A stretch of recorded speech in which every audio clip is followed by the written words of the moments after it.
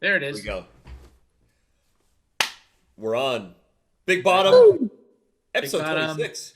26. Two There's something to look six. forward to. We got our insurance premium Everything started going down. last week. We could rent cars, and now it's just the slow trickle down to death. Yes, it's the student loan dilemma time at 26. You know, like, look at this bill.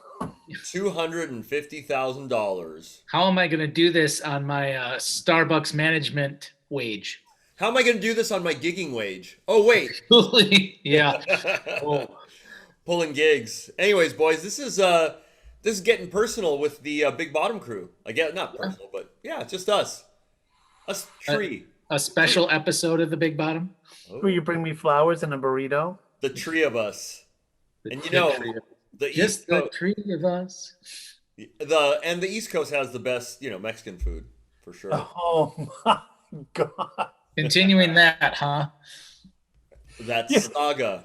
Charles Larson said the same thing. I'm like, oh man, this burrito place that's near my where I grew up, close to where I grew up, and now it's close to my studio. Yeah. He's like, oh yeah. He goes, that's right. He goes, because Boston's known for their Mexican food. Granted, there are probably, it's all over, there's bomb Oh, yeah. Mexican, there's killer Mexican food everywhere. There is. But it's so funny how, we're all regional, we're all regional elitists.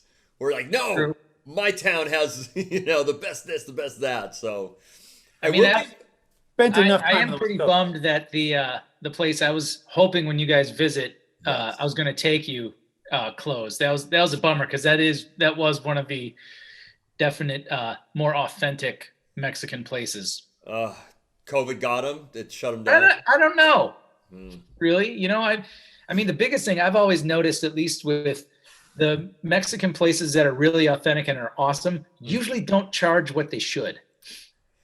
Yeah. Because you could go in there $1.25 a taco. It's like, are you kidding? It's rather inexpensive. Yeah. Yeah.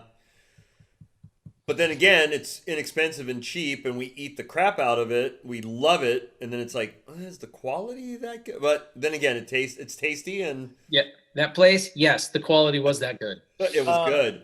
Yeah. Steve, did you used to go and surf down in TJ back in high school? Would you go down to TJ? No, because I had some experiences in Tijuana that Because I know, like, we're about the same age, and I heard back, like, talking to surfers around my age, they would be like, "Yes, to go down there and get a couple of beers and a couple of tacos for $2." yeah. And I'm like, really? Dang. I A did. couple of each for $2? I had you know? excursions to Ensenada and Tijuana where you would go down there and get literally lobster tail, beers, everything for, under $20, like $10. It was amazing. Ensenada had great, it's amazing, yeah. But a lot of that I can't remember. It's a little fuzzy. A little fuzzy. A lot of those trips are fuzzy, yeah. So I didn't go down there that, I limited my my visits to Tijuana. Let's put it that way. I'd be a lot more responsible now. So yeah. and I could get good Mexican food, down here in whatever, San Diego, Huntington, there's a lot of them. I had to do it when I was younger. I had to Yeah. go to TJ. I was like, whoa. You went down there a few times? Twice. Nice. Yeah. John, have you ever been to Tijuana? I haven't. No? It's different. Yeah. Oh, I'll bet. It's fun, but it's it can get fuzzy fast. Real fast. Yeah, but it's Police. Come here. You know what I mean? yeah, You know? yeah, exactly. How are you boys holding up? Holding up. Great, man. Yeah. Things So- are starting to open up here a little bit more. I think on Friday, restaurants can go up to 50% capacity. cool. Very So that's cool. We did find out a couple weeks back that the kids are staying fully remote for the year. Oh wow, okay. For the whole year. Well, for the school year, yeah. School year, okay. All right. I mean, the irony is that, we're in the same town where the Pfizer vaccine's being made, Oh wow. and we are the only school district in the state not offering a face-to-face option. Wow. Yeah, that's We our kids are going back, I think, relatively soon. I I'm a crappy dad. I should know this. Wait, you have kids? No, I'm just kidding. Wait, I didn't know you had kids. I had no idea. How many? Two, I one, had no seven? idea you had kids. You know, my kids went back. They're all out of the house. No, I'm just kidding. But my friends' kids have been in school. Like actually, Orange County, about 50-50. I have about 50% of friends that are actually, you know, have their kids going and have been going. And then I have about 50% that have been at home. So it really depends on the district. We're hybrid. My kids are Yeah. half in and half out, Okay. and I think they're going to be like 4 days, not 5, Okay. Mhm. in April. Yeah. You're like, April, come on, April. Should know this. Yeah, I think from what I was told, though, they're planning on going back full time in August when the next school year starts. But Oh, yeah, yeah. Oh, your kids are starting in August? that's when we usually do. I mean, it's like late August, Well, that's fall, right? kind of. Yeah. We Or the- usually start like right after what was that, Labor Day weekend? I just trying to remember. Mhm. I think usually we've been starting the last couple times. It's the week before for us. Do you guys feel like last summer was just stolen from us? Dude, the whole last year. Last year. I mean, yeah, absolutely the last year, but I think back, I'm like, Stolen is an understatement, but I yeah. had my things that got me out of it. There was a couple of things that really helped me a lot. Yeah. Mhm. A group of people, a group of friends Hmm. that helped me a ton. My surfer friends. Sure. There's a handful of us, and we all kind of fly under one banner in Rye Beach, New Hampshire, called the Genis Beach Surf Club. Okay. And a lot of the guys that come down and surf with us every weekend are Canadian. Oh, They wow. couldn't come. They could not come. My Right. Canadian friends couldn't come. So it was a slimmer, small subset of the group, and kind of got us tighter. You Mm. know, Mhm. it got us tighter. And even if the waves were really small or nothing, like we would get together, we would hang out. And, Well, dude, it's human contact, you know, where Mhm. at the beginning of this, no one knew, are we gonna have contact again? Are we gonna be able to? yeah, we're outside. It's Yeah. warm. It's sunny. Yeah, yeah, My buddy's house is walking distance down the street from the beach. yeah. You know, it's awesome. So I'm looking forward to summer. I really am. Just to be outside, the heat, the warmth. You know, I mean, I'm really looking forward to it. I just feel like John got a new bike this year too. John's riding. nice. Like, you got a new mountain bike. Yeah. John, are you frozen? John's frozen with his eyes shut. John, check test. I thought he fell asleep standing. John, there. Hey, he woke No, up. it's funny when you were saying that I was frozen. I was looking and both of you guys were frozen. I'm like, Wait, this was not me. John. Is it you? Hey, we're talking about John. I'm like, John's got a new bike. John looks like this. But yes, I did. I got one Wait, in. wait. Was it January? Yeah. Nice. Wait. I'm gonna freeze. Nice. Fucking Zoom. The Zoom thing, man. Well, as soon as you did that, then I saw something that came over my screen that's like, your internet connection is unstable. I'm like, I'm the only thing on it right now. Like this. Yeah, exactly. Yeah, so I'll get to riding, but yeah, you know, as you guys know, jiu-jitsu saved my life Yep. for sure. You needed that, Steve. Fuck yeah. You did. God, man. Shout out Gracie Baja, Ranch Santa Margarita, Kyron Gracie and the crew, my people. Man, that How human close contact. is that to the that brewery we went to? Literally right around, like, same center. From my house, it is less than 5 minutes of driving. I mean, I'm there in, you know. So there's no excuse. The only excuse is me going, I don't want to go, which I don't. I go and get my ass beat. That's usually the thing I always did whenever I didn't Right. want to That's do funny. that. When I Yeah. would be like, I don't want to go to the gym, I'd still force myself because like Yeah. 5 minutes in, you're like, I'm glad I made myself go. Thank God. Yeah, and it's, you know, it's one of those things where you feel better. You know you don't want to go, and then you go and you're like, Thank God I went, man. You know, no matter how bad you're feeling, you know, all that human interaction, all that. So Yep. it's very cool, and stuff's opening up. We got restaurants are kind of opening back up, not just outdoor dining, but like you said, you know, they're having Right. more indoor dining now. So thank God, man. And our you know, talking about the restaurants and the closures. I am a huge, as and I know you guys know, but I'm a huge fan of Dave Portnoy and Barstool Sports. You know, the One Bite Pizza reviews, and that guy has raised, I think, over $25 million for a fund, and he's been saving businesses, like giving them $1 million. I mean, it's amazing. You know, when no one else was helping, he just was like, "Fuck this! I'm starting a fund," and he literally took all the money, started giving it out. So Hmm. shout out to those guys, man. That's the great thing because Yeah. we're going to be opening to limited capacity Mhm. rooms. The problem is some of the great rooms closed. Yep. Like I don't know how. Like I lost track Yeah. how many venues closed, Yeah. particularly over the summer. Hmm. Hmm. Like, Yeah. Yeah. and when winter came, it was another, blip of a few. I'm like, oh Mhm. god. Yeah. Yeah. So hopefully, you know, more gigs, more bands. You know, we've been talking to, you know, we talk to musicians all the time. I think more gigs are starting to come, more, you Hmm. know, rehearsals for things coming up. You know, we spoke to Gary Shea. I don't, yeah. So hopefully, man. And you, I mean, Tony, you're getting some stuff booked. You're getting some Yeah, I've stuff. got some stuff booked. I've gotten some Cool. studio work. I've got some. I definitely have like a queue of albums to play on now. Like it just Nice. flooded in. You And know. you, and this is you going to the place and cutting tracks, right? Like you going to the Right. studio. Yeah. Exactly. Yeah. I'm going to be going. There's a couple things I could cut here, Hmm. but I'm gonna.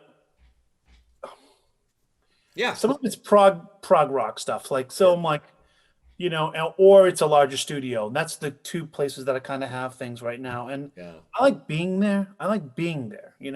And I Hmm. No, don't even want to think about like the editing and yeah. crossfade Hmm. edit, and so forth. Like no, no, no, no. Like I'm gonna be here. I'm gonna focus on what I'm gonna do Yeah. with my hands. Yeah. So And you have the artists there. They can tell you, you know, they can, you know, producers or whoever. right. It's a huge, I was just talking to Wanda Ortiz, Iron Maiden. Hmm. She's actually, you know, she's got a couple of sessions booked or one or two, I forget what it was, but where she's actually going to the studio, you know, and I even asked her, I go, you know, do you cut stuff at home? She goes, yeah, I can, but same thing. It's that human interaction. It's that instant feedback, you Yep. know, where yeah, it's just, yeah, we need people. We fucking need people around, you know? I am So, not an introvert. yeah. Really? I thought John and I totally knew you were an introvert, Tony. Right. But yeah, so so thankfully, you know, and so hopefully, yeah, more stuff, and there will be venues, you know, and yeah, Hmm. yeah, man. So, anyways, Idea, like a lot of commercial real estate is going to be available. I think some of it's available now. yeah, Oh, for sure. Why can't we do something with that? Why can't the community and like usually if let's say it's an industrial complex, well, okay, there's going to be plenty of parking, right? Mhm. mhm, It's easy to police. yeah. If we could put some live entertainment and things like that, it's like perfect, I think perfect. I read something that LA has a venue that they're building up that was an old drive-in that they're going to be doing events at, kind of in That's that cool. format, which is kind of cool. Yeah. Like a drive-in format where you have a live band where you can kind of drive up, sit down. And I know they've been having that, but there's actually, you know, maybe we'll start seeing those type of things pop up. Like you said, industrial places kind of open up more. So, That's kind yeah. of the thought I had. If I had the spare Yeah. resources, I would try to do something like that because I know I could book it like Hmm. 5, 6 nights of the week. Well, I know, you know, with speaking of performers, not just musicians, but let's say stand-up comedy. There's been a lot of people doing that. I know, is it Chappelle or something? You know, with Rogan, they have like a place out. I'm not sure. It's back east, and they've been doing controlled shows, which is kind of cool, Define back east. Is that anything east of Arizona? Is Yes. that you? Yes. Probably. Yep. Yep. You know, Pretty it's in much. Phoenix, back east. The second I said that, I knew you were gonna give me shit. But it's true. Because I don't know, it could be anywhere from Nevada to fucking Wisconsin, Nebraska, Michigan, Maine. That's all back east to me. I live in a bubble. I kind of do too. My bubble opened up more and getting into mountain biking this year. Yeah. Like we have this loop called where Boston's got the ocean on one side, and the rest of it is like we have this highway that goes around it called the 128. And I, was born and raised on it, and it's like 10 miles all around the city. You're in the city like nothing. And to me, my whole life was there. And then we have another loop outside called the 495. And like local New England people that see this will know what I'm talking about. And I used to be like, anything beyond that, I think there's dragons that live out there. I'm like, what? I don't want to get eaten. I'm not going out there. Going. Yeah. No, I don't go out there. And now I kind of do because I ride. I'm like, I'm telling the family like, oh, we can go to Vermont. Yeah. I'm like, the only time I've ever been up there was for gigs, Now it's mountain biking, buddy, or biking. It's cool. Oh yeah, for sure. So wait. Yeah, and I'm like, oh, there's a specialized, NIMBA, New England Mountain Bike Festival up there. Like, all right, we'll go. So Tony, how many mountain bikes do you have now? I'm looking at my third. I love Stop it. it. Stop I love it. it. I'm selling one though. Oh, you are? Okay. I think so. Yeah, you won't sell it. No, I'm gonna eventually put it up. I've been saying that for 2 months. You heard the qualifier. Eventually. Eventually, I will. Eventually. Yes. Just for that, John, I'm putting it up tonight. No. No, you gotta hang it. You gotta have the quiver, dude. You gotta have the quiver. So Yeah. So I see behind your left shoulder there, Tony, it's something that says GK. That is an Arabic symbol for man. No, I have no idea. That's what it I was kind gonna of. say it almost looked like a little dude doing this. Yeah. Yeah, right. It does. Carrying a cabinet. These are the. That's it. The guy's like this. Yeah, exactly. The Galen Kruger Series 4, So those are the brand new brand new. GK cabinets. They 212. look mean. They even Yeah. have that smell. Nice. I love it. I feel like a Send little. it through. Send it through. I want to hear.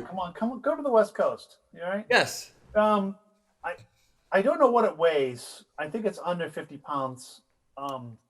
So this is one of the Series 3 over there. That's 51. okay. I think they say this is 42.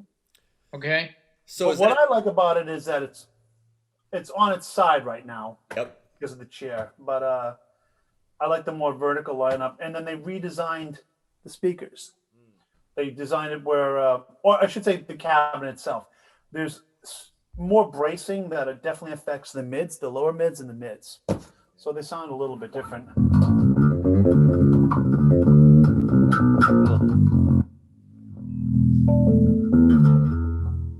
So Tony, Yeah. Tony, did those or are those taking the place of other cabinets? The Series 3, I think Sweetwater has a sale right now on the Series 3 cabinets. Okay. Mhm. Yeah. Hmm. I think they're like $679. I don't really know the prices. Got it. I just heard that. Wow, I'm really representing my brand really well. Dude, well, I mean, the cabinets. So Series 3, I believe, Yeah. is being discontinued. I shouldn't say they've been around for years. I don't want to say Yeah. discontinued. Like, you're bad. I don't know, like 15 years or whatever, right? But they're definitely on sale at Sweetwater, Okay. and I know they're producing the Series 4, and I really like them. I really, really like them. I was not the biggest fan of the series, as we've spoken. The 212, I just was not a big fan of it. It's just something that you didn't vibe I with. didn't vibe with, but I like the CX210. Love that cab. I really like the CX10s. Okay. The Neo 10s are good, but that box, that whole thing is tuned deeper. Okay. If I was in a reggae band or playing like a dubstep or something like that, I probably would be playing the Neo 410. It's a very deep. It's not like a typical 410. I mean, you could EQ it and tune it out and so forth. Um, And that GK is not a Neo? this GK is a Neo, Oh, it is Neo. Okay. uh, Cool. but the CXs are not. They're ceramic, Yes. and Mhm. and that 410 cab. If you need an inexpensive 410 cab, uh, it's probably the best 410 cab on the Wow. market. Really, Nice. I just love the CX cab. Okay. The CX10s are just, oh well, you got the 210. They're just Yeah. fabulous. That Yeah. 210, I haven't needed anything more in a ton of band settings. Yeah, it's Yeah. good. But I'm excited to check those out. So are those available, the Series 4 yet? I think they just went to Sweetwater Oh, cool. last week. The first guy to get them on the East Coast. Nice. Yeah, and just a couple of guys got them on the West Coast. Yeah, I'm pretty happy. I really like them. And I can't wait to get them. you've rehearsed with them, right? Yeah. Oh yeah. Oh Mm. yeah. The new video that you put up, was that with that cab? No, I gotta be honest. That video was actually before the holidays. Okay. Mhm. That was actually before the holidays. The guys I play with in Dig, they're all career musicians. I mean, Jay owns Master Suite Studios. He's a Grammy award-winning guy. Yeah. You know, um, Joe's like a first call guy around here, 30-year teacher. Zeke is the drum teacher at Northeastern University. Yeah. And then he's a gigging machine. He's super efficient. Probably one of the most efficient drummers I've ever played with. That's cool. Even in place, set up quick, gets a great sound, bangs it out, is gone. Got it. Like, they all teach and record that's their job. So it's kind of hard to get everybody together to do something. Like I know Jay did like a lot of holiday work and so forth. So Mhm. this is like a part-time thing for all of us, really. So, but when the opportunity arises, I mean, we're recording drums in 2 weeks. Nice. I'm pretty excited. I don't know if we're gonna put this out either on our own or on a label, but we'll see. Yeah. Cool. We'll have updates. Yeah. Yeah. So yeah, I was using the Neo, the Series 3 with that in the Legacy head. Okay. And that sound. A lot of people asked me about that video. Mm-hmm. Of course, there's bleed through the GK, and I think we only had 2 overhead mics. Wow. Everything was direct. We only had 2 overhead mics, so there was a little bit of bleed from my GK, Mm-hmm. and then that was the Ready. It's great. Yeah. Can't go wrong with the Ready. No, you can't. No, you can't. No. Well, and speaking of, we were talking about kind of like having this as a mailbag thing. I get hit up about direct boxes often, as probably you guys do too. Mhm. So yeah, and I don't even know what to say without sounding biased. yeah, I'm just going to sound biased if I start giving advice, yeah, So I'm kind of careful how I put it. yeah. Right. I'm only saying this because he's getting it for free or whatever, type of thing. I mean, I just ran through as you guys know, the V15, the Tsunami V15. Yeah. Yep. Yes. So I compared it against the Starlifter, the Rupert Neve DI, the R&DI, the Ready. What else did I have over there? Just a JDI. Mm-hmm.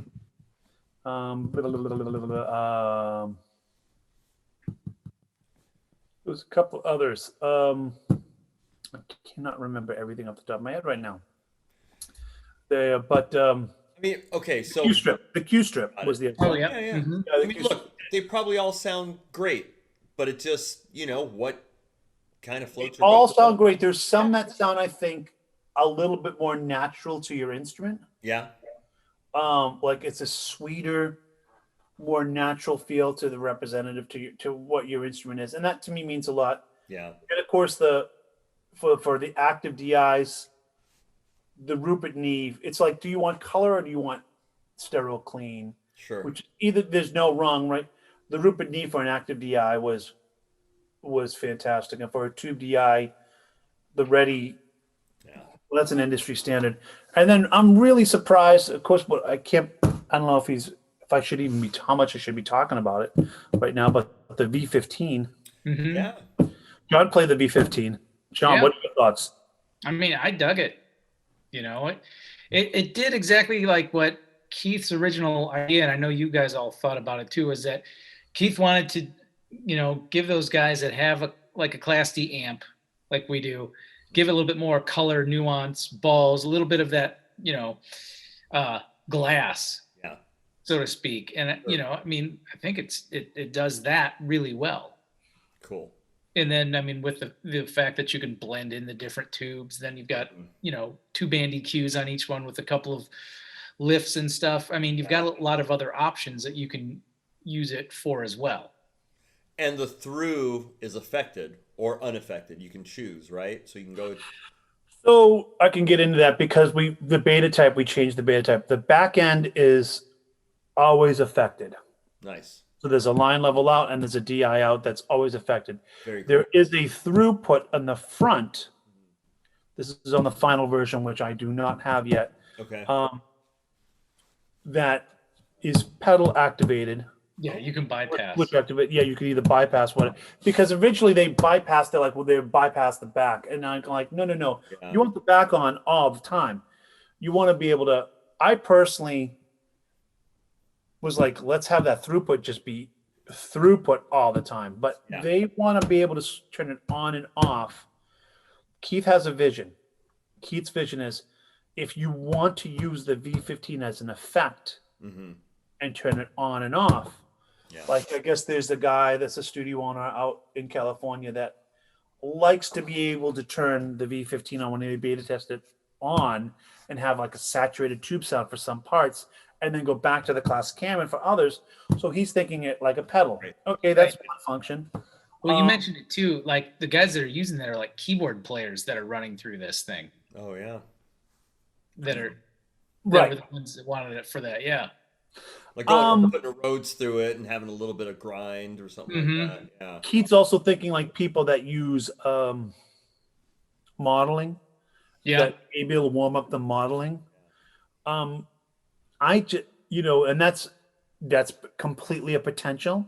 Mhm. I see it as more of another DI Yeah. with Right. a preamp with a preamp in the front of it. If you were a guy that needed to do a lot of classic recording, like if you're a guy that you record all the time, that's your gig. You're a session guy. I think this would be an awesome tool to have because Oh yeah. you can get a modern tube sound. I was able to dial up like kind of like an SWR sound. I was able to get I was able to comp the Ready. Mhm. I could get a classic like B15. Yeah. I could get what I call like a more of a modern B15, and I was able to dial in like kind of a modern setting, almost like that SWR, but it has a little bit. I always have a little bit of mids in my sound, Mhm. so I was able to dial in with just a little bit of mids using the 2 channels, and it was kind of cool. So there's an array of for just dip switches and a low and mid. I mean, sorry, a low and high. You can really get a lot of tones. You can really get a lot of tones from it. So That's the one thing that I wish the Ready had. That through on the front, I wish it was affected or you could choose. Because I use it mostly for recording or gigs where I'm going direct, but I've used it live and I kind of wish I had that affected sound going to my amp and kind of, getting a little bit of that warmth, interesting. So you're an advocate for that. See, I was an advocate of having the through. Even if it's even if it's in the back, I mean, that's fine. At least you have a choice. But I think it's kind of cool having that on the front and you can choose whether it's affected or not, Because maybe you are running a tube amp and you don't want, you don't want to double up somehow. You don't want to stack preamps on top of each other. Yeah. Stacking gain stages and stacking Mhm. pre's, is like the big no. Yeah. Right. So it would be nice, but I'm still, the Ready is, one of the best ever for I recording. mean, But yeah, yeah, you can totally hear it. yeah, People were asking me like on that like one little recording I just doing the pump, like what's that key of that sound? I'm like, the Ready. yeah, you yeah, know yeah. That was the one thing that I loved about. I don't think you guys tried it, but one of my favorite DIs is that Tonecraft 363. That thing is so good, and it had an affected or a non-affected through. I think it had two. Is that a tube Di? Oh yeah, yeah. Oh Listen, yeah. Steve. Oh It's fantastic. I mean, it's like it's a little more expensive. It's I think maybe 1,300 or something like. It's like yeah. 13 or 12, but it's so good, man. Really, really good. Yeah, that's one of those. So again, there's so many of them. It depends on your budget, depends on what you're doing. I kind of want to get a Jonas Hellborg one just for the hell of it. I don't need it. I always wanted one of those, but they're so stupid expensive. Yeah, They're so yeah. stupid expensive. You probably Like get even 'em- my artist discount when I was a Warwick guy Yeah, for the preamp was still like $2,000. and they rarely come up, and they're expensive still. Somebody I on don't think they Reverb, make many of them. there was one on Reverb in like New Zealand that went for 750, and Oh. it got snatched up right away. Yeah, no kidding. Yeah, Right away. these legendary things. It's kind of like the Alembic F1X. I think that was the one. That was a good one. That's good. Yeah, I had one for years. That was my gigging amp for years for Nice. an amp deal. Just buy that little AMT Electronics A-bass pedal. Oh, They did a good. When you gave me a recording of that, John, Mm-hmm. it sounded like the Olympic F1. It sounded like it. It really That's did. my ampless rig now is the AMT into the RNDI. nice. Like That's a great combo. Awesome. That's a fucking great combo. Yeah, I still, the RNDI is another one that's just fantastic. I mean, there's so many of them. It's just, obviously, I think the first thing that comes to mind is budget. What you're looking to spend. Yeah. But it's one of those things that tone hunting. Like, what are you gonna do? Okay, you're gonna all right. I'm gonna buy this one that's like $200, and then I'm not gonna like it. I'm gonna spend another $300. It's like if you can kind of eke it out, kind of get something that's Right. good. Maybe you should have spent the 500 in the first place. Yeah, or gotten close. You know what I mean? But I get it. I mean, dude, we're budget minded. Musicians are budget minded. So Yep. yeah. But I think it's the funny one that gets me because I'm on the gear page forum for work a lot. yeah, And I'll see people being like, yeah, just getting my first bass rig, looking for a standalone amp and cab. My budget's $600. yeah, I'm like, Ugh. Yeah. yeah. I'm just like, Good luck well, with And yeah. you can get stuff that works. It'll work. Yeah, I mean, it's kind of just at that point, it's like check your Craigslist things. Yeah. You're not buying new. Yeah. I mean, one of the less expensive ones is the is it DoD makes that little green preamp. I mean, that's just Mhm. basic DI, $100. I mean, Oh my God. if you had $600, this is my suggestion. Anybody with $600, there's so many RBs made, Mhm. so many GK RBs made. Mhm. Go find a 700 or 400 RB Yeah. for like 350, Yeah, a couple $100.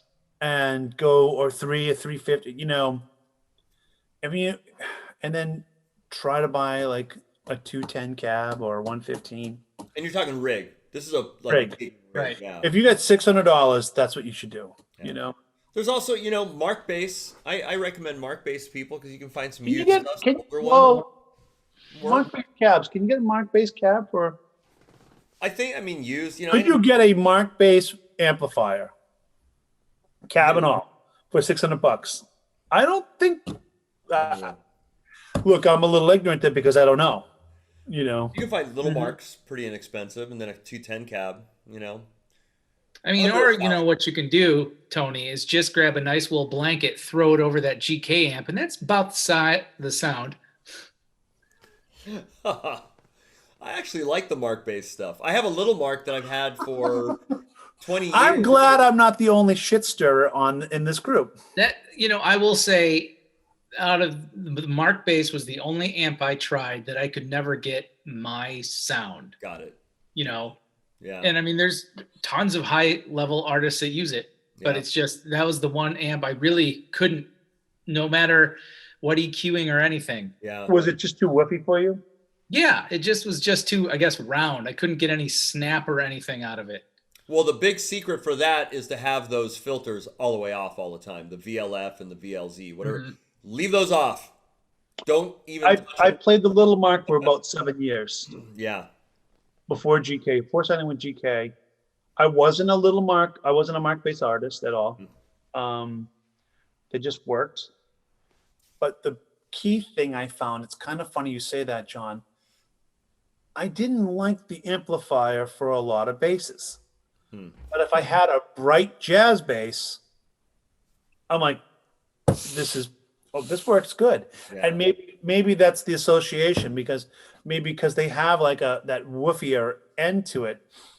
And you have like a snap of a bright jazz bass. Maybe that's a nice compliment. Right.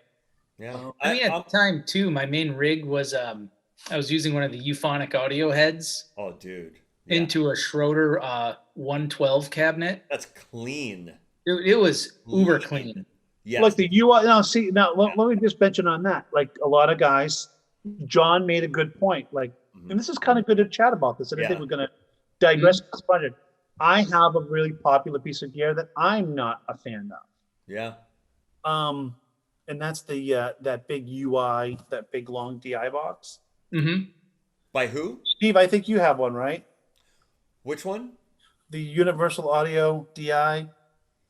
No. I mean, I have a real 1176, but that's Not this 1176. What's the the U5. the U5? Yeah. That's yeah. That thing is It's super clean. Yeah. clean. Yeah. I almost think it's got a smiley face EQ. Yeah, it does. There's a little bit of a smiley EQ. Yeah, but you can choose the different curves. I played with it. Mm-hmm. I'm not saying it's a bad piece of gear. I think it's a great piece of gear. Well- It's not a great piece of gear for me. Yeah, well, this is another good point that we're chatting because that little Mark II that I have, I love that little thing. I fucking use it all the time. I mean, I bought it was it early 2000. I forget the date. I mean, it's one of the old ones. That thing's great. I really like it. It's worked.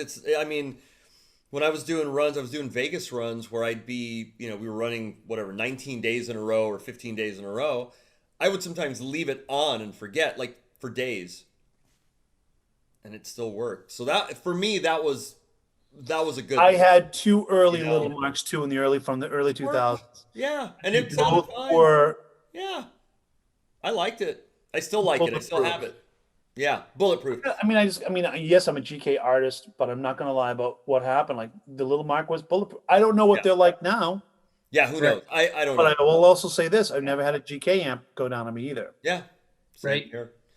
Yeah, know? there's so much. So you just gotta, kids out there, you kids, you just gotta try stuff. And the nice thing with like Sweetwater, Musician Friend, or your Guitar Center, you can always get it and return it if you don't like it. At least go try it at home, because you're never gonna know anything out of it, especially a DI. You're not gonna.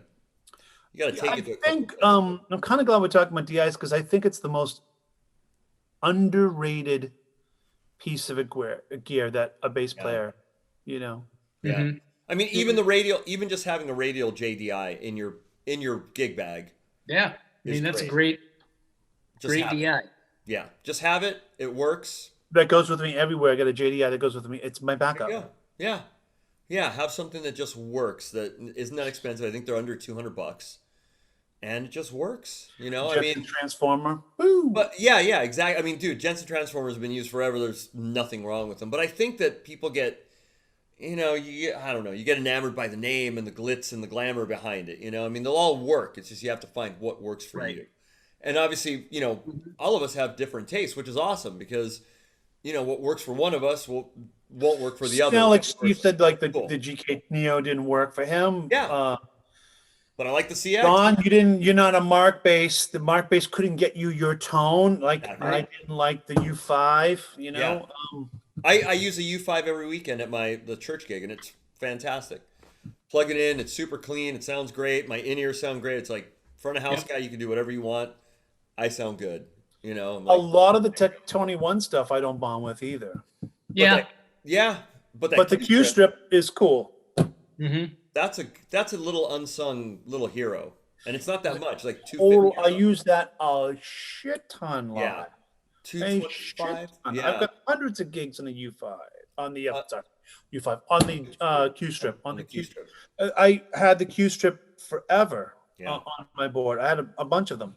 I remember.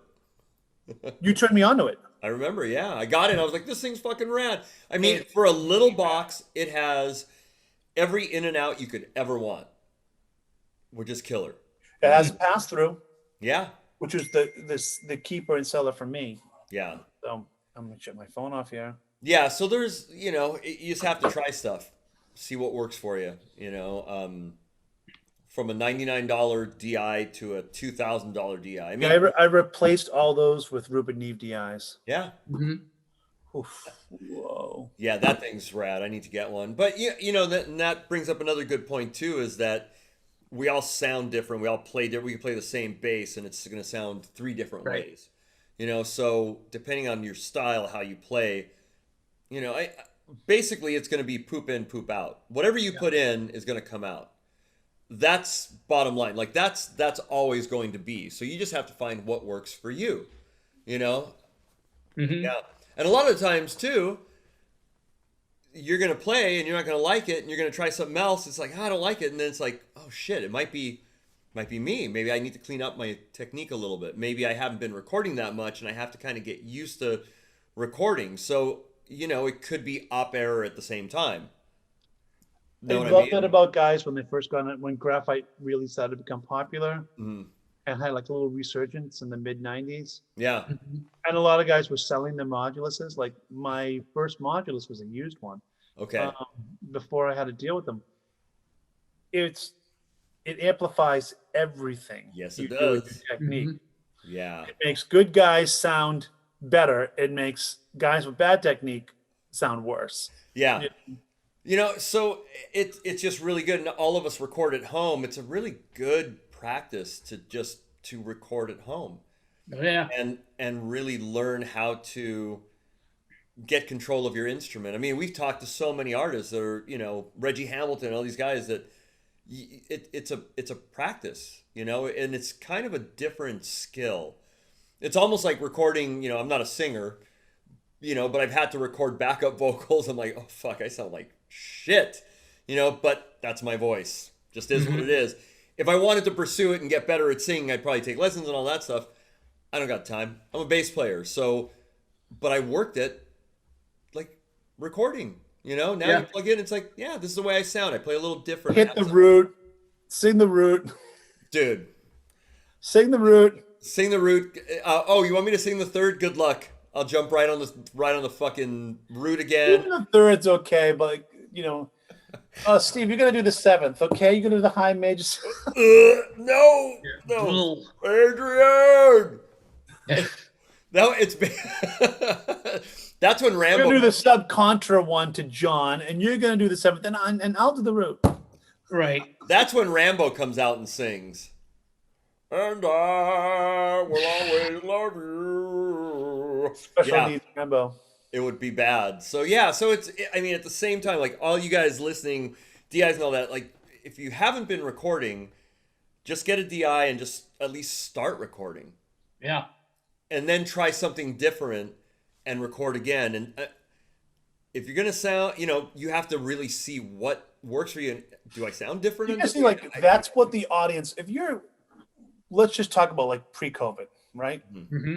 The world of pre-COVID, because eventually the It'll, world of pre-COVID will match the future. yeah. Like Brian Bella put it best. He goes, "Humans will be humans again and do human things." Right? Yes. I'm paraphrasing you, Brian. It's that DI is a representation of what the people in the audience are hearing to the front of the house. Yeah.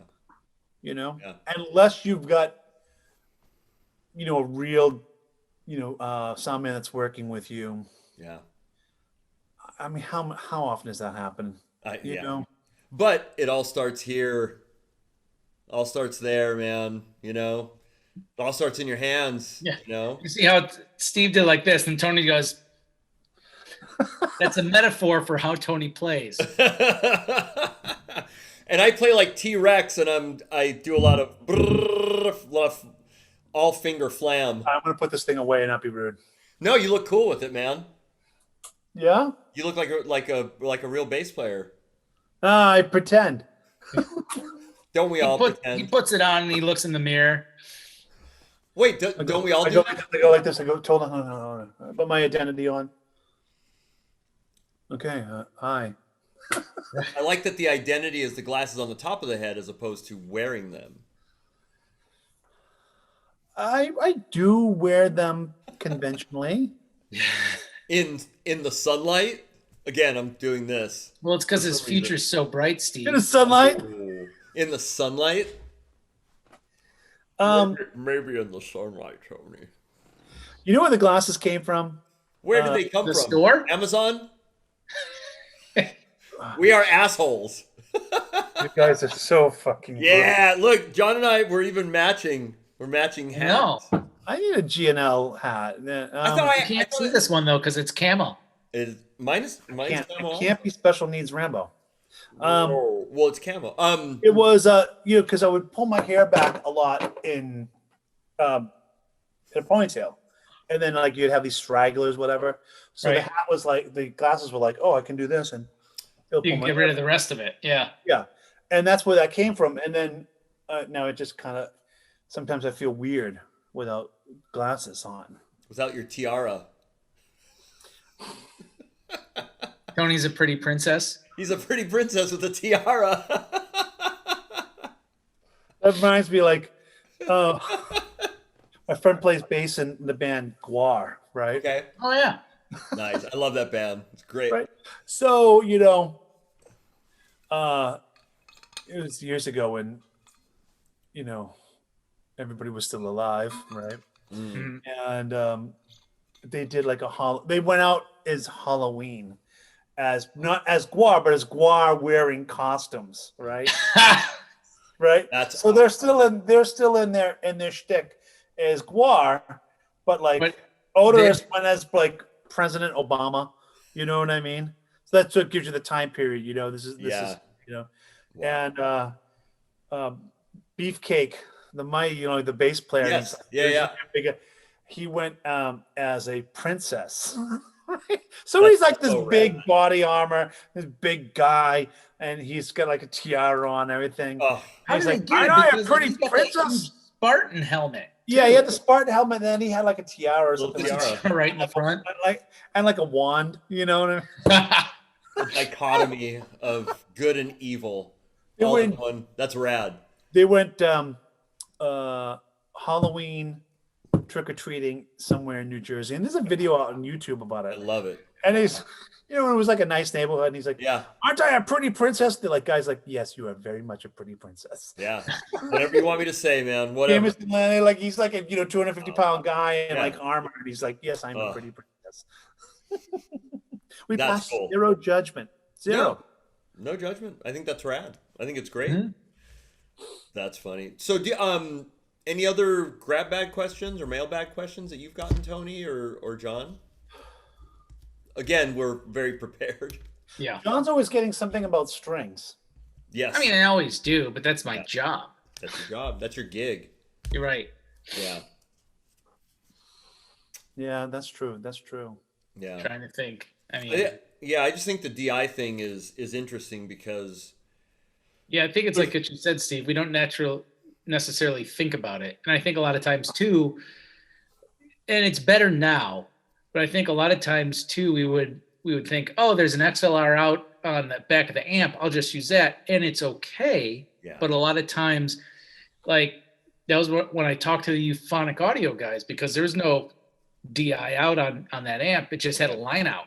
ah, So you take the line out and you put it into a DI, And I asked, I was like, how come there's not a DEI on it? And he was the one that explained, actually, it's really just an XLR out of this. Sure. And he's like, most people don't really, they just throw it in as a feature at the end instead of really putting something nice in there. Yeah. Well, the better amp companies obviously do. And, you know, it's been a long time since I talked about it. And I think obviously that's changed a bit too. Like you're saying, you reach a certain price point and yeah, they've got some decent DIs built in now. I will say, again, going back to my Mark bass, my original Little Mark bass, LM2, Little Mark 2, basically. LM2. Sorry, Okay. LM2. That DI on there, I did a shit ton of recordings with it, and it was fun. It worked. Worked great. Just worked. I don't know. So The LM2 was solid. it was solid.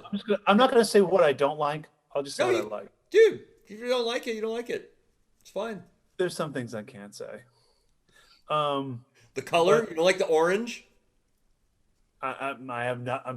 I can't say anything about the orange. I don't have enough familiarity with it. But the LM2 is solid. GK, I mean, all they've done is amplify. You know, they haven't veered off in other things like. Yeah. I mean, they've done some guitar stuff. They're like, we're a bass amp company. You know what I mean? Yeah. You know, Robert is like, he spent like 2-3 years working on the Fusion S, the tube compression in it. You know what I mean? Like, this is a guy who really thinks about what he's doing. The DI on it's pretty good for what it is. The DI on the what's the RB800? Wasn't that the I mean that thing was it RB800 that was on RB800? That's the one that a lot of guys love, and that's kind of funny. I'm a GK artist, and I'm like, that's my least favorite. GK. But it was a tank. It would work forever, and all the sound companies and stuff, fucking RB800 with the DI, and it was like, it worked. It sounded great. And I remember back in the day. Dude. If you went to like it was an 800 RB sitting on top of an SVT. Yeah, either an SVT or one of the old GK 410 cabs and a 15, or Hartke 410 and a Hartke 15. You know, I had a couple of those Hartke 410 cabinets. I can't tell you how many gigs where they were providing backline where I'd show up and it was like 800 RB with one of those combos and it was like, fuck it, it works. Plug in, no worries. I think that it's also one of those things that a lot of those guys like SIR and different sound companies, they just know the sound and they're gonna, I know exactly what that is. So you're gonna plug in, gonna make it sound good. Here you go. That could be it. Joe did sound like at the biggest Boston rock club for years when I was there, like this club called The Channel. And again, local people will know it. And it's, you know, it was well known and 1,600 person capacity. It was a large room. Joe was the guy there. And he goes, he always said, never had a problem with the GK. Yeah. Never had a problem with the GK. I'm like, solid workhorse. Yeah. Yeah. I'm like, I don't know how many years I've been with him now. Not as long as people think. I think it's 7 or 8, maybe. Okay. Oh, really? Yeah, I would have thought more. No, it was. What year is this? It depends. Time's fluid now. Yeah, right. 1990? Is it 1990? Yeah, might as well be. Actually, no. 1990 was really, really good. What am I saying? I was gonna say if it was 1990, I'd still have my SWR Working Man's 10 combo. Yeah, there you go. Taking that to all my jazz gigs. Yep. Solid. Yeah. Totally solid. You know, I've been like with GK 8 years, and I can legitimately say, not one issue. Nice. Not one. Yeah. Yeah. So that's another thing too, where you were saying with the DI, if people don't have DIs and they have a good amp, they can always try that. Take the DI out of your amp just to try it, just to try recording. And that might be a good way for them to get into recording, just to try it and to record themselves. And what do I sound like recorded? You know, if you're not sure you don't have a lot of pocket change and you're like, oh, I want to try a DI, the best and most solid one to get, just go get the Radio JDI or the Jensen one, you know. Yeah. The Radio Bot Jensen. So it's great sounding. You can use it with an acoustic guitar, you know. like an acoustic electric, like plug-in Innovation. And I actually like the sound a lot of that Yeah. Yeah, it's just a good. saturated transformer. I really do. It just works. It's good. It works. Yeah. If I was gonna do like a real 60s vintage recording,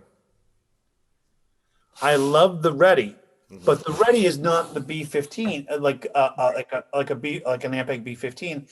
It's the guts of it, so you can still get your high-end transients and all that other stuff. Yeah.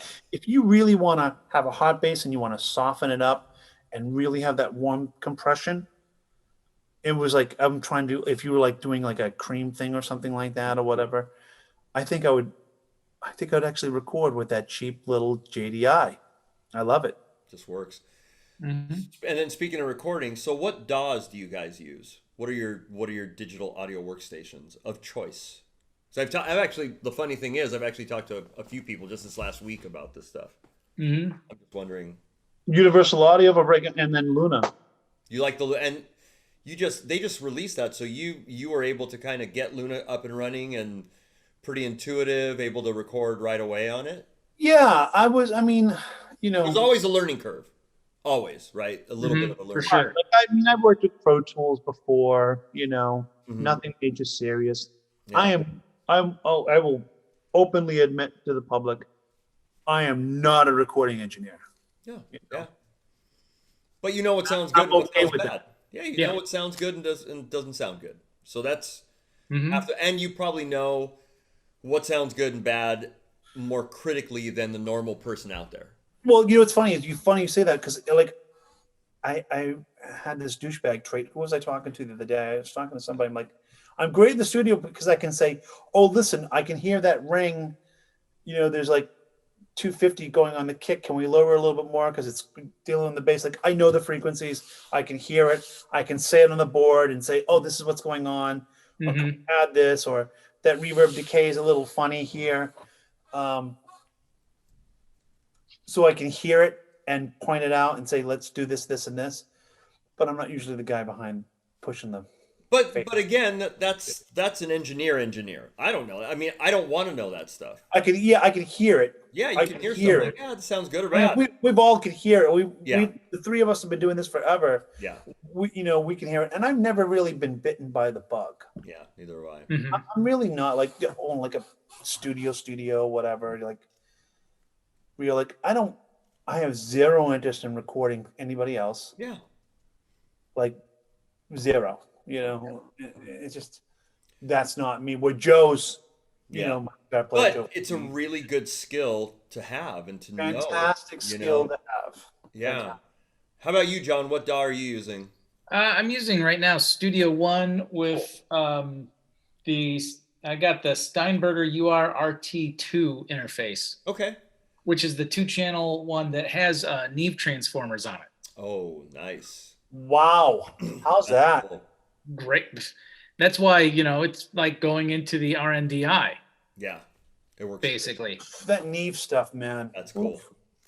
So I was just talking to Kirk Burkhart, right? He Yeah, shout yeah. out Kirk, shout out. We were just talking about some recording stuff, and he has Studio One, and it just works for him. So that's the other thing too is Pro Tools.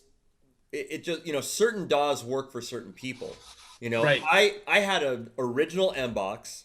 I had Pro Tools, and it was a pain in the ass for my little tiny brain to work around the fucking binariness and computer geekness of it. It just didn't work yeah. for me. For me, I mean, Logic just makes sense, and I'm able to do what I want to do pretty quickly. And if there's something Yeah, I don't my fiance uses Logic all the time for her stuff. yeah. So and it's all in the digital realm, so it's just what works for you. So if Pro Tools works for you, man, use it. If Logic works, if whatever. I mean, a lot of electronica guys use, Logic. Those are yeah. I just couldn't get my head I around used it. Studio One before too. Like Yeah. Studio One's fine. Yeah. I went Luna because of the Mac and Universal Audio. Yeah, it's fantastic. Hmm. Yeah. I also like Reaper. Reaper is very close to Logic. That's a really Okay. good one. A lot of guys It's the use free that. one, right? You know. Well, it's free. It has it's just, yeah, you can get it for free. You can do like a monthly. It's not that much, but the guy actually updates it all the time. I mean, it's really good. It's Oh, powerful. you pay like a monthly subscription? If you sign up for it or a yearly or so. It's not that much, but it's really good. And it's very light. It's not a CPU pig.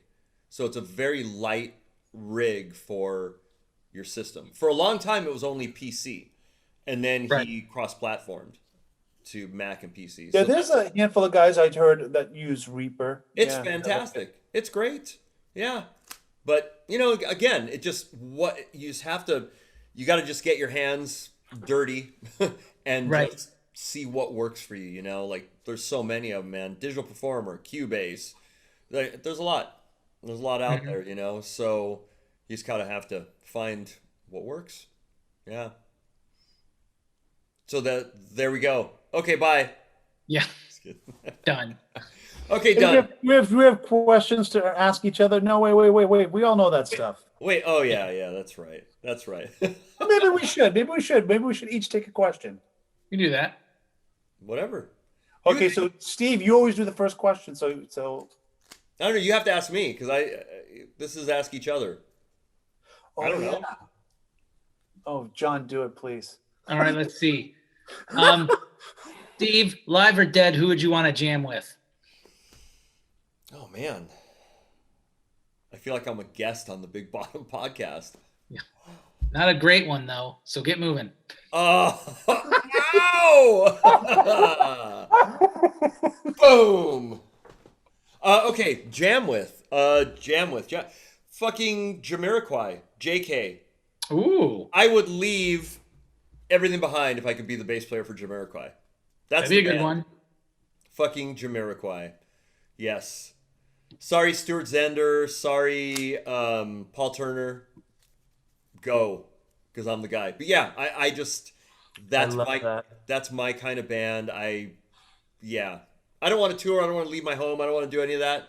But if Jamiroquai, if JK called, they'd be like, "Fuck yeah, let's go." So there you go, Jamiroquai. I know the next one it's for John, Oh, okay, go. right? Because we each get the one that we do. Like so, Oh. John.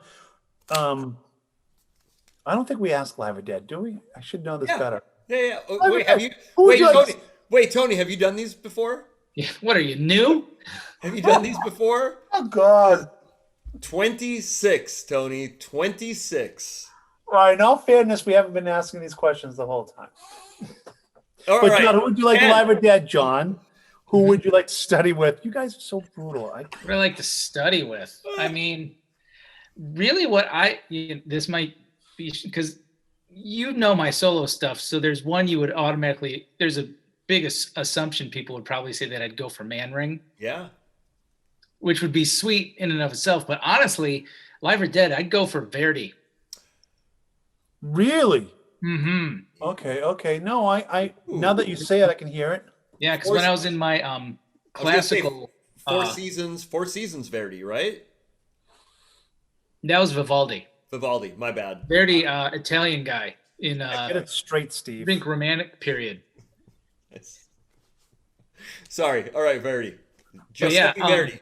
Because that was like the time period I always dug, like the romantic composers were the ones that were really kind of pushing the boundaries. Okay. And things like that, or even like Berlioz. What year? What Yeah, time period is Hector. that? Hector Berlioz. Mm-hmm. I mean, anyone that would write, go on an opium bender and write a symphony about it. Good times. Yeah. Right. What time period would that be? I think 1800s. I thought it was early 1800s. Yeah. Yeah, let me check. And I mean, the cool thing too was I got into Verdi Wow. because at the time Giovanni Bottesini was the big bass guy around. Yes. Yeah. Verdi was from 1813 to 1901. Wow. So actually mid to late, Tony. Wow. Cool. Hmm. Wow. I like that. Good answer. We haven't had those answers. Mm-hmm. Wow. All right, I get to ask the last question to Tony. Mm. Tony, living or dead? Why are you laughing, Steve? Who would you like to shoot heroin with? Wow. Well, if it's shooting heroin, you know, No. Who there would, would have to be Aleister Crowley. You know, who would you like to share a needle with, Tony? No. Who would you like to, living or dead, share a meal with? Tony. there are two. Hmm. There are two people. You're only allowed one. Two. Okay, well, I have to say two. I have to say two. All right. Yeah. But they're both dead now. But I did meet one of them. Okay.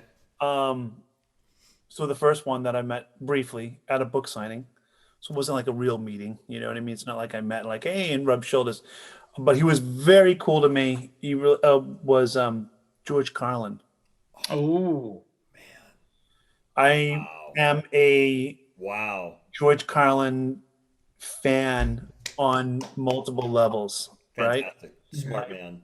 Awesome person. So besides the comedy, there's like a philosophy aspect. I spoke to him about that. Mm. He said it wasn't meant, it wasn't intentional. That was just naturally how it came. And like, you know, I met some people that knew him and they said he was always like a matter of fact. He's like, hey, I got a skit. Can I just run it off you guys? Like he never he never like portrayed himself as a phony in any way, like these in like a lot of these settings. He was like George was George all the time. Like that was from what my understanding was. Wow.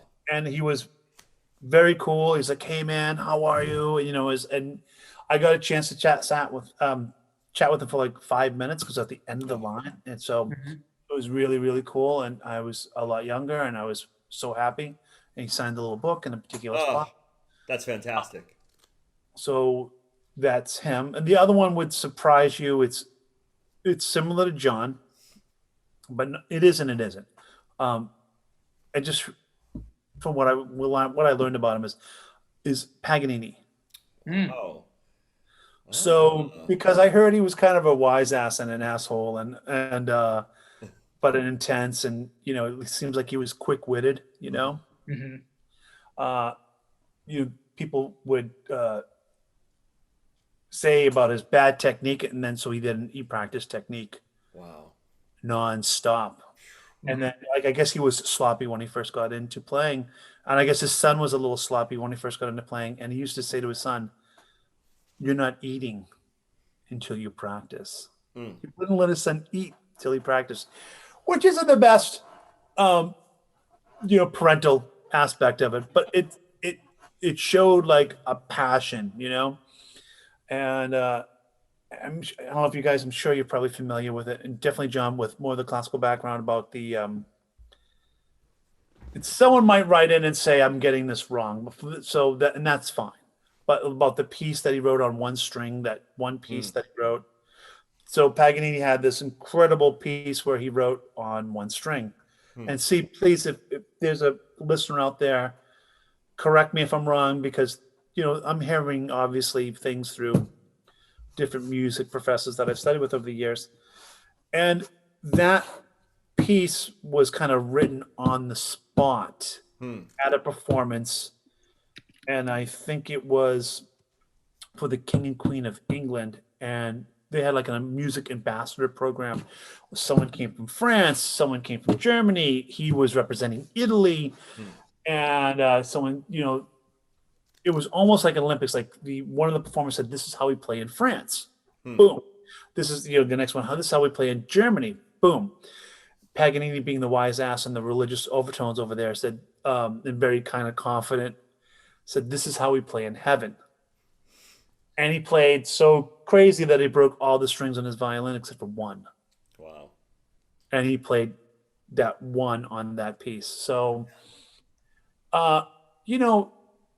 that's not a schooled thought. That's improvisation. Yeah. So I respect, people like that. And Interesting you bring that up, Tony, because I've read a couple articles about how the modern classical player has lost that aspect of it, because the classical players, from centuries ago were killer improvisational artists.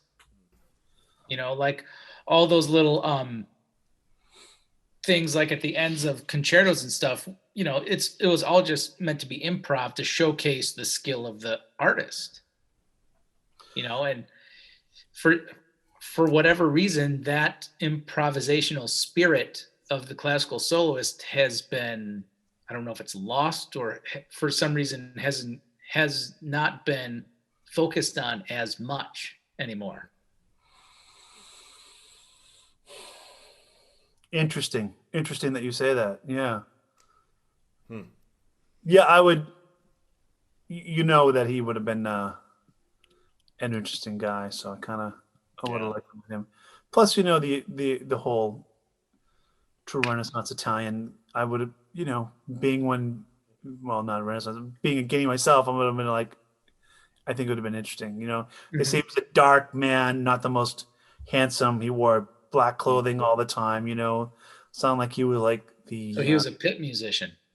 Yeah, sound like he was the right, like the rebel of the day. Yeah. Was he the Johnny Cash of the day? I don't know. Yeah. Right. Well, check out the Caprices. I used to play a couple of them on double bass, or try to. And the famous one that the famous one from the Steve Vai and Karate Kid guy. Crossroads. Yeah, that was a famous piece. He played one of the Caprices. I think it was 24 or something like that. I have them somewhere. I have those books. Yeah. Yeah, Paganini. That's rad. Huh. That would be the two. That would be the two. Nice. It's got to be a character, Yeah. Has to be. Of course. I wonder if he would like a burrito. Paganini probably didn't have anything like a burrito. You would probably blow his mind if you just handed it to him and he had a bite of it. It was like, what is this? Right? Like, George Carlin coked out probably would have been like, give me another. You know what I mean? Yeah. Right. But Could have shot Paganini. heroin. Could have shot heroin with Paganini. Gone on a nice trip. I don't have any desire to do an addictive drug. As you drink coffee. Sorry. Coffee's addictive. Is it though? Yes. Caffeine itself, yes, does have an caffeine is. Well, there's one aspect regarding caffeine versus heroin. I'm probably not going to lose my teeth. So That's Right. meth. it's a heroin thing too, I believe. But again, please, listeners, correct us. Yeah, correct us on the Correct us on our heroin and meth. We can talk about DIs and music all you want, but there's a few things that Yeah. life skills Which is that good. we might not be able to Okay. completely. Yes. Well, cool, boys. All right. Anything else you want to talk about? Not that I can think of. Maybe not for the general public. It's That's time where we go. to retire to the green room, Tony. It's green room time. All right, guys. This was fun. Yeah. And we've got some other guests in the wings that we will have. Got some good ones coming up, I think. We've got some people that, we can definitely get on, Yeah. So Yeah, we just wanted to do this one kind of a, this is a breath of, recap, fresh Yeah. talk. You know what I mean? and a breath of fresh air because shit is opening up again. And Right, for sure. if you listen my to some of our God. first ones, we're like, what the hell is going on, So, That or what the first couple were like, oh, this will be done by June. yeah. And they were like, we're still stuck here. Yeah. I mean, it still will be. We were probably right when we'd say done by June. We just got the year wrong. This is true. This is true. Yeah. So, but I yeah, don't even get, you know what, John? I don't even want to say that. Yeah. I'm not going to jinx it. When it happens, it happens. yeah. Right. But we'll continue with this. So this was episode 26. 26. We're going to retire to the green room and talk shit. And Boom. we'll see everybody later. All right. Steve All right. Arajo. Tony Oh, Collette. John Moody? Yeah, John, you're supposed to go next. Haven't you Let's- been doing this? Yeah. You've been doing this. I've been Let's doing this as long as Tony's supposed been to asking go- questions, right? It's supposed to go Steve, John, Tony. How about we do this? On the count of 3, we all say our names. Same time. 1, 2, 3. Steve John Arajo. Moody. Tony Polio. I At the same time. can't do that. Wait, That's goofy. You gotta say it at the same time. Come on, boys. All right, at the same time. Special needs Rambo. Ready? Yeah, 1, 2, 3. Steve Tony around. Julio. We'll see you.